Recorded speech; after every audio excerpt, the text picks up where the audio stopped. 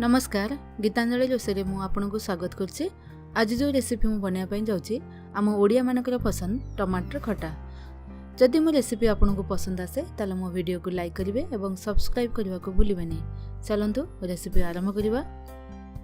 सबुठ प्रथमे आम ये किसी सुखा मसला को भाजी नवा।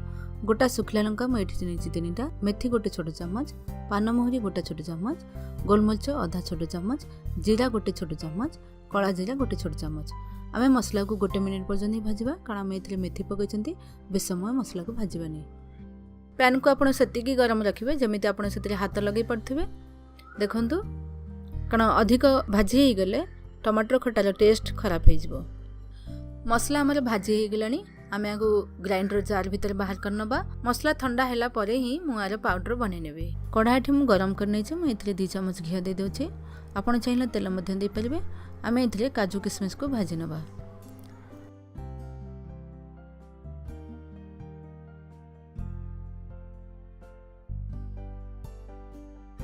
काजू किशमिश को आम गोटे मिनिट ही भाजी नबा। देखु भजा हो गोटे प्लेट रे बाहर कर नौचे।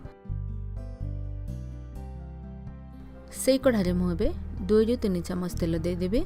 आउ 2 चमच घी देदेवे। घी जदि आपन को पसंद ताले आपन ऐड करिवे, सेटा ऑप्शनल में रखिछे।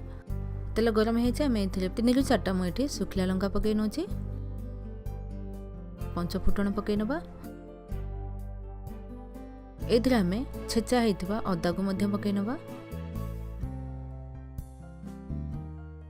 छोट खंडे तेजपत्र दे दबा।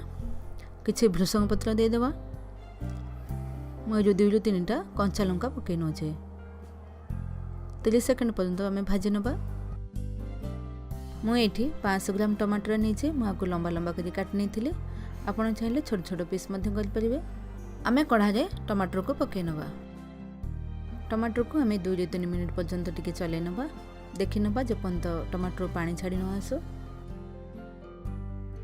आम ये लुण और हलदी को ऐड कर नबा। मुझे हलदी आधा चामच देइछे। लुण गोटे छोट चामच देइछे। लुण आपणक स्वाद अनुसार देबे। भल भारे गोलै नबा। गोटे मिनिट पर्यंत छाड़ी दबा। तापर आम ये गुड़ पकई नबा। मुझे गुड़ 300 ग्राम गुड़ नहीं। आपको जदि अधिक मीठा पसंद ताले आपण आउ टिके गुड़ ऐड करि पारंती। आपण चाहिए गुड़ जगह चीनी ऐड करि परिबे। वर्तमान आम टमाटर को 4 ରୁ 5 मिनिट पर्यंत मीडियम हाई फ्लेम रे घोड़े नबा। देखि नबा जेपर्यंत टमाटर पानी अंश टिके कमी न जाओ और टमाटर भल भारे सिझी जाओ। 4 ରୁ 5 मिनिट हो जाए। बर्तमान आम घोड़नी उठे देखि नबा। देखु टमाटर भल भारे हो आसलानी। आम ये आरंभ मु जो मसला को भाजिक रखी से मसला को मुझे गुंड कर नहीं। आम ये 1.5 चमच पकई नबा। तापर ताको गोलै नबा। एथिरे काजू किशमिश आउ नड़िया को मुझे रखी कोरिकी ताकू पकई नबा। आपण किशमिश जगह खजुरी दे पारिबे। आपण चाहिए ग्रीन मटर ऐड कर पारिबे काजू जगह। मुझे काजू पकई देखिए काजूर टेस्ट एथिरे बहुत भल लागिवो। टमाटर खटा को आम गोटे मिनिट पर्यंत छाड़ देबा कारण आम ये काजू किशमिश और नड़िया को पकई।